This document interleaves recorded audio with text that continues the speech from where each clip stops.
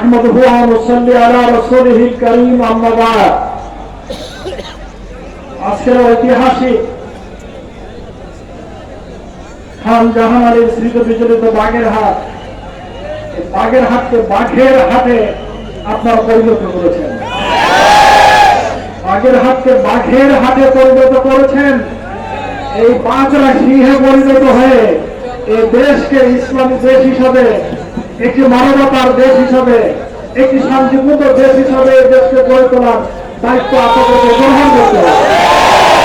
বন্ধুগণ, যিনি গর্ব করে বন্ধ করে বলেছিলেন হাসিনা পালায় না, কিন্তু যেখানে মাল সেখানে চলে গিয়েছে। অতএব আমেরিকা জায়গা দেয়নি, ব্রিটেন জায়গা দেয়নি, অন্য কোন দেশ এই অখাদ্য গ্রহণ করতে রাজি হয়নি। যেখানে পচা মাল সেখানে চলে গিয়েছে। বমি এবং পচা জিনিস এবং বমি কারা খায়? অতএব যেখানে জিনিস সেখানে চলে গেছেন। দেশ আপনার, দেশ খান জাহান আলীর, দেশ আপনাদের, দেশ আমাদের।